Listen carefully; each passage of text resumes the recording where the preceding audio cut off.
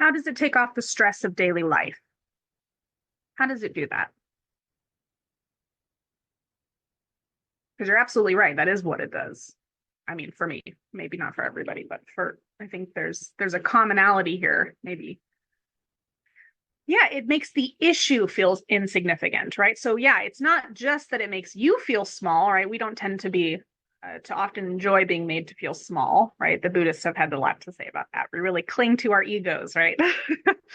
So the idea is that we don't tend to like being made to feel small as people, but when we're having big problems, to make that problem seem small, right, can often be a very relieving feeling, right, and experience, right? And we say things like, oh, it that put it in perspective, right? Meaning that it seemed really big, but maybe there is some subjectivity, right, in terms of significance and meaning. And so while that problem is really big relative to my life and my day, it's not so big relative to all of human experience, right?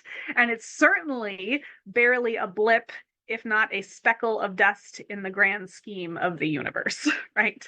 That means nothing, right, in terms of the lasting impact of those things. So yeah, right, the idea is that there can be some relief in that, right? So there's a sort of tension that philosophers are going to be trying to struggle with here, right? This feeling, this intuition, right? Philosophers, as we've noticed, have they place a lot of value on intuition, even though we need to, right, in analytic philosophy, the goal is then to come up with a rational justification for it. There is an intuition, right, that our lives are meaningful, right, that they're significant.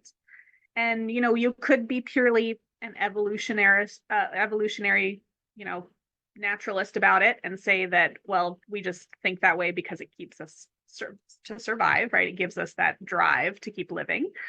But right, maybe you think it's something else, something more than that, right? But again, if we do think that, we have to try to figure out what it is, right? And so that is leading us to this graph, right? So we're starting off, and I can, nope,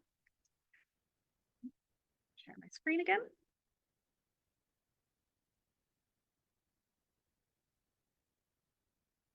Right. And so the idea here is that when we ask ourselves, what does life have meaning? Right. Of course, there are going to be two possible answers.